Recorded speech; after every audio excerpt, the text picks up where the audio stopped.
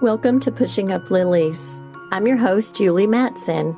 Pushing Up Lilies is a weekly true crime podcast with spine-tingling, unusual, and terrifyingly true stories from my perspective as a forensic death investigator and a sexual assault nurse examiner.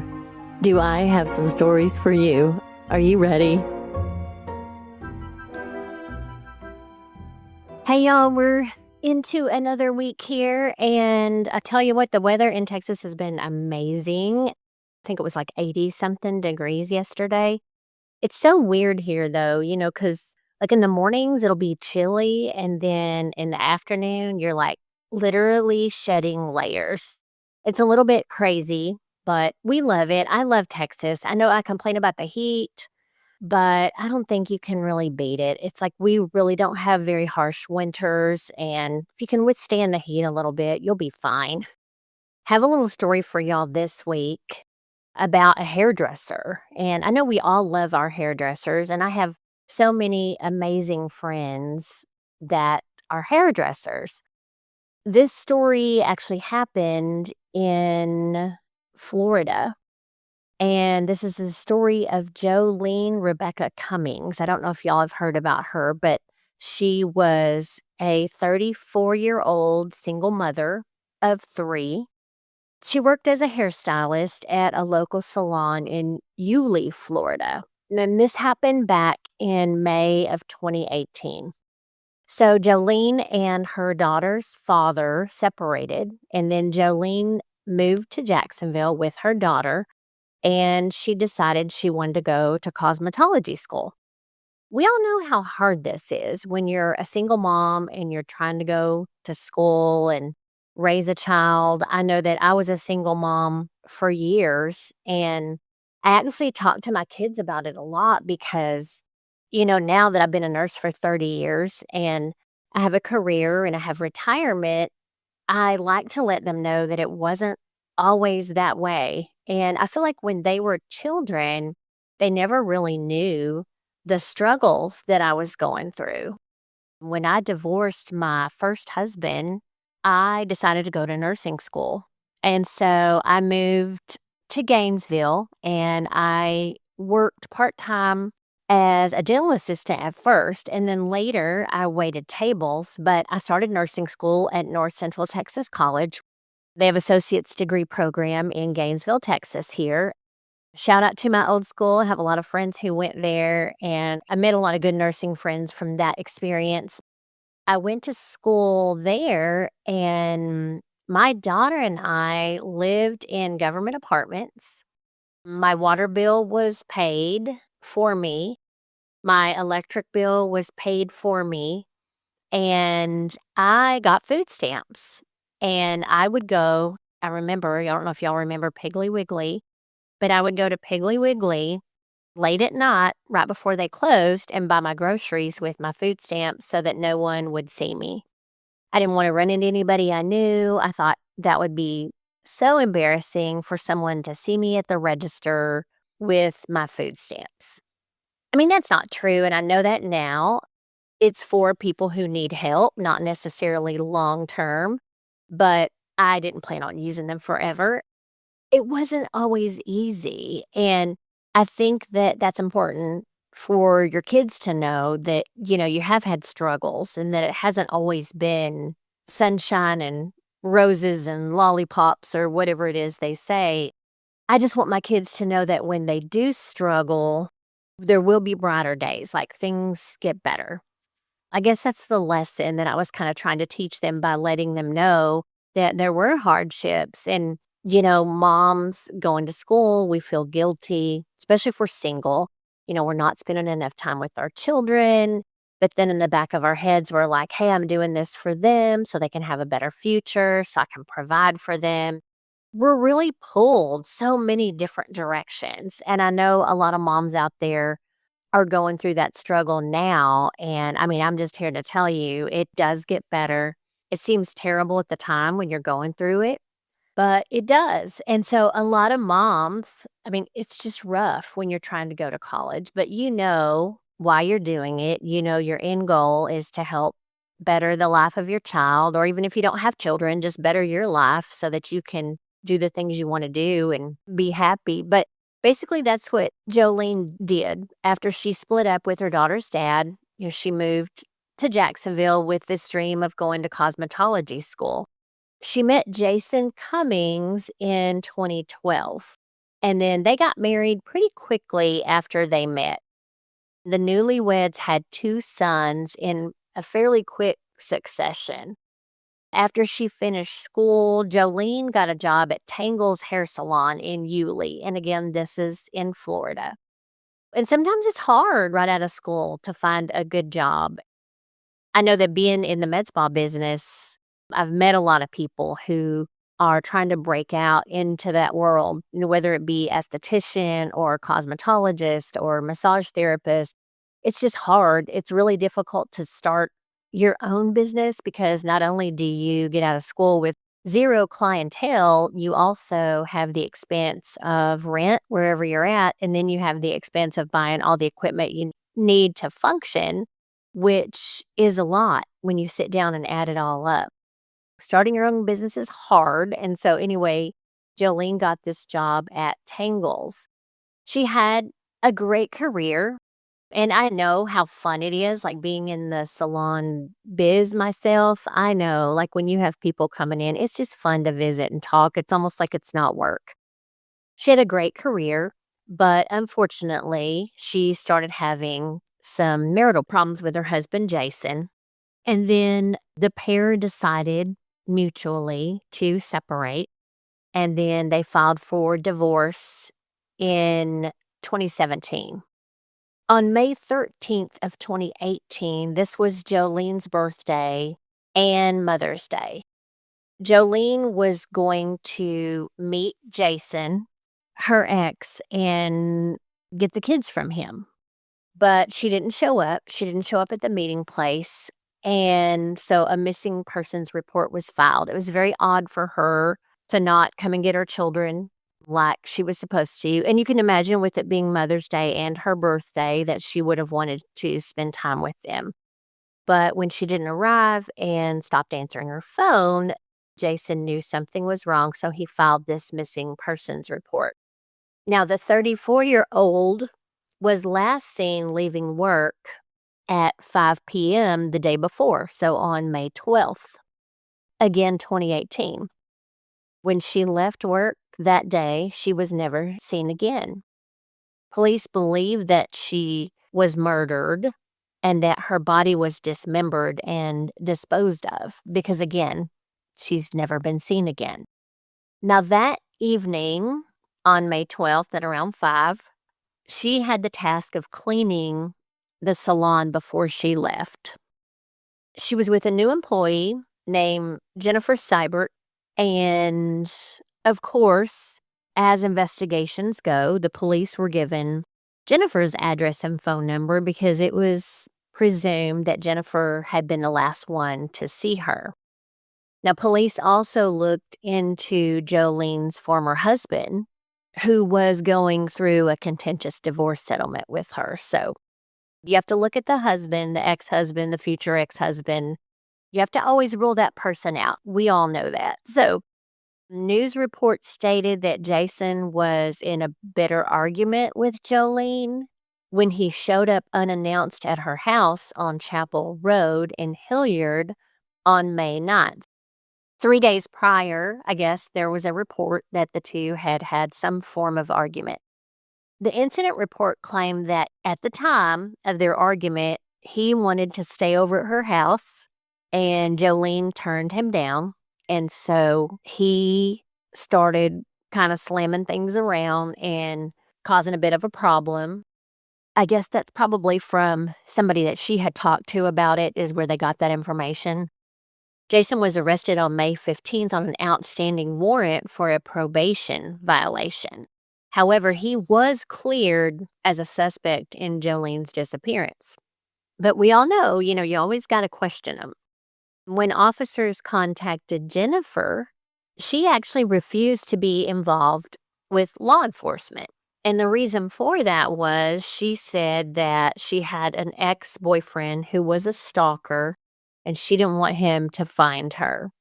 So basically, even though she was the last person to see Joleen alive, she did not really answer the police officer's questions. She was pretty much not very helpful. Now, soon, investigators found Joleen's beige Ford Expedition. This was on May 15th in the Home Depot parking lot in Yulee. Surveillance footage actually saw, we love cameras. Y'all know I always talk about cameras. Absolutely love cameras. I just think that it's the best idea ever. I love that you can look at them on your phone nowadays. It's just amazing. It's such a great tool. But surveillance footage found Jennifer walking from the parking lot and going into a nearby gas station after parking Joleen's beige Ford Expedition on May 13th at around 1:17 a.m. Early in the morning, the day after Joleen went missing, we've got Jennifer parking her car in the parking lot and then walking across the street to a gas station. So, of course, police suspected her, and police also learned that Jennifer had not been back to work since Joleen disappeared. That was Jennifer's first day at work, so it wasn't because they were close friends and she was extremely upset. Like, basically, she just no-showed after that and quit going in. Now, using luminol, police found massive amounts of blood residue on the salon's walls. They found it on the chairs, the cabinets, and the sink. And y'all have all heard of luminol. It's most well known for its use in forensics to kind of help detect blood at crime scenes. Now, luminol shows investigators that blood is in the area, but some household substances like bleach can also cause luminol to glow a little bit, but it's great for blood detection. Officers found later, as they began investigating Jennifer, that the address she provided her employer was fake. Now, Jennifer was arrested on May 16th while she was sleeping in her black Kia Soul subcompact crossover SUV at a rest area on Interstate 95 in St. Johns County, Florida, and she was charged with grand theft auto at that time. Following her arrest, investigators found footage of Jennifer carrying heavy trash bags to a dumpster behind the Tangles hair salon on May 12th. In addition, they also found video footage of her purchasing cleaning supplies. Again, I have to say, I love the video thing. I mean, they caught her on the video at Home Depot. They caught her on the video behind the hair salon, dumping stuff in the dumpster. And now again, we catch her on video footage purchasing cleaning supplies, gloves, and an electric carving knife from a nearby Walmart. And again, I remember how we talked about the storage containers from Walmart, how the murderer bought them there and then cut up the body, put it in there after it started leaking from garbage bags, and then dumped the body in the dumpster, lit the dumpster on fire, rinsed out the rubber container, took it back to Walmart. This is weird to think that as we're walking around Walmart, there are actually people there shopping who are not shopping for their family. I mean, this lady went in there to get cleaning supplies, gloves, and an electric carving knife because she had every intention of killing. It's so scary to think about it. I mean, how we walk around amongst people who are thinking that way, and you might be standing in line behind them, and they might look like your typical mom or grandma, but you literally don't know. This is the weird part, after 48 hours in police custody, Jennifer confessed that her actual name was Kimberly Lee Kessler and that she had been on the run from the FBI for 25 years. Kimberly Lee Kessler was born in Butler, Pennsylvania in 1968, and Kimberly's mother reported her missing in 2004. She stole Jennifer's identity after she saw the name of Jennifer Seibert, who died in 1987. And she decided to use that name because that person no longer existed and she thought she could get away with it. Now, officers found fake documents and ID cards for 18 different aliases, which showed she had resided in 33 cities in 14 states since 1986. So, I mean, she was clearly a criminal. I wouldn't think that she had her cosmetology license. It's kind of crazy that a hair salon would hire somebody without doing a little more of a background check. But Kimberly was charged with first-degree murder on September 2018, and she was also charged with 2 counts of battery on a law enforcement officer. Now, listen to what she did. She allegedly stripped nude and flung feces at police officers. Now, I have had feces flung at me before in the hospital emergency room. It is not fun dodging it, but yeah, that'll get you a battery charge if you do that, just FYI. So her antics inside the jail and in court, including going on a hunger strike, they tried to use all that to help find her mentally incompetent to stand trial. She was found guilty of first-degree murder and sentenced to life in prison without the possibility of parole in December of 2021. And she is serving her life sentence at the Lowell Correctional Institution in Marion County, Florida. Joleen, I guess, had talked to friends, and she knew something was off about Jennifer. They had argued, and Joleen told Jennifer that she knew she wasn't who she said she was, and Joleen intended to expose Jennifer. So Jennifer felt threatened by her and was afraid of being exposed because she was on the run from the FBI. But tension came to head at work. Kessler, we were talking about kind of her past. She ran away from home after high school, and she was living under assumed names after dating a man in Arizona who robbed banks. Now, she skipped town in July of 2004, which was when she was 35. And she told family members that she was heading south to assume an identity that she had gotten from a tombstone. So there's that. Jennifer Seibert, the identity that she assumed, was a 13-year-old girl who had died in a car crash in Germany in 1987. And she was buried in a Butler, Pennsylvania cemetery. Kessler used her name.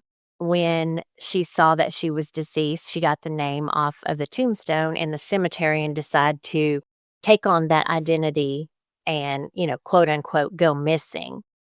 Kessler's family reported her missing. When they went back, and I still don't understand this, and if the investigation was done correctly, the trash bags carried to the dumpster were collected by a garbage truck, but they were unable to be found. So I can't understand, this all came to fruition pretty quickly. I don't know why they couldn't get a hold of the actual bags. I don't know the whole story behind that. I'd be curious to find out, though. Kessler's phone browser showed that she had searched coworker guilty of murder, missing person body not found. Once Joleen was confirmed missing, the name Joleen Cummings was searched 457 times over a 48-hour period. She also searched Joleen Cummings, no body, no crime. So, she was looking to see if anybody had seen anything, if Joleen's disappearance and murder had been reported, trying to keep up with the latest. Now, Cummings' DNA was later found on socks, boots, and scissors inside Kessler's car. Jolene's blood was also found in Kessler's rented storage unit alongside one of her fingernails inside a bin. Now, Joleen Cummings' body or remains have never been found. That's what I find really sad about a lot of these stories. I mean, her body was in that bag that she carried. They saw her on camera struggling. There were big black trash bags she was carrying out of the hair salon. There's blood all over the hair salon that they detected with the luminol. I just don't understand 100% why they couldn't locate that body. I would look until I was blue in the face. It would be really, really hard for me to give up. I think even as a death investigator, I'd be down at the landfill, y'all, because I mean, I hate that more than anything, to think that that poor girl's remains were probably just left in that landfill. What really makes me mad is that the criminals don't finally come clean with what they did with it, you know? It's like you're gonna spend the rest of your life in jail. Just give it up. Like, tell us what happened. Where's the body? I don't know. I guess there's no way to force them, but still, I think that, I don't know, it's just sad. I hate the thought of anybody being dismembered and put in a trash bag, but I also hate the fact that she was never found. I just thought that story was just really sad. I mean, not that I want to make y'all sad, but true crime, you never know. You never know if the person you're shopping alongside at Walmart is legit, especially if they're buying plastic storage containers. No, I'm kidding. You just don't know. It's hard to trust anybody. And so, yeah, really sad story. It sounds like parts of the investigation went okay, but again, I would have been climbing through that landfill until I found that body. I wouldn't have thought that there would be a lot of stuff stacked on top of it, given the fact that this was kind of discovered pretty quickly. I mean, they came on to Kessler fairly quickly and were able to look back at the video and see the stuff that she bought at Walmart. Yeah, I have a hard time understanding that one. But anyway, I still working on the subscription boxes. So sorry, y'all. I have not forgotten. They have not been shipped yet. I'm starting to get the things that are going to go in them. I've had several emails, and we are working on a website so that you can order that. So I'm super excited about this, y'all. I think you're going to really, really love it. If you're a true crime enthusiast, you are going to absolutely flip when you see the stuff that's in these boxes. It's going to be a surprise. We're not really going to tell you. These are going to be boxes that you can order monthly for yourself. You can have them delivered every 3 months. You can do them every 6 months. You can send them as a gift. I probably do like birthday themed murder gifts, and then also certain holiday themed gifts. Definitely get ready for that, because we're going to have a special Christmas holiday serial killer box that you'll absolutely love. It'll be a great Christmas gift for anybody that you know who loves true crime. And I know y'all do, because you're listening, and I appreciate that so, so much. My husband and I started a new mobile beer business called Taps and Tunes. I would love for you to look us up. Right now we're on TikTok and Facebook. I'm going to start our Instagram page probably today. But we just did our first event this past weekend. It went very, very well. We have another one this weekend here in Denton. So we're super excited to have that business up and going. Of course, I still have the med spa. If anybody is interested in a weight loss plan, we are able to do virtual visits so that we could ship weight loss to you. I do have a couple of podcast listeners who are on my weight loss program who live in other states. So that's a possibility. If you're looking for somebody that you can trust, that has good quality medication that you know works and is proven to work, then we definitely encourage you to reach out to us. My website there is www.thefillingstationdenton.com. Our website for the mobile beer truck, which we do lease out for weddings and events, corporate events, and open houses, bachelor parties, bachelorette parties, neighborhood parties, is www.tapsandtunesmobilebeer.com. And again, I so much appreciate y'all sharing the podcast with your friends. I've gotten a lot of new listeners, and I love it so much. I just can't wait. You don't know how excited I am to launch this subscription box. It's something that I just think that y'all are absolutely going to love. I hope you have an amazing week. I hope that everyone treats you right and is nice. I look forward to talking to y'all next week. Bye, y'all. Thank you so much for joining me today on Pushing Up Lilies. If you like this podcast and would like to share with others, please do me a quick favor and leave a review on Apple Podcast. This helps to make the podcast more visible to the public. Thanks again for spending your time with me, and be sure to visit me at pushinguplilies.com for merchandise and past episodes.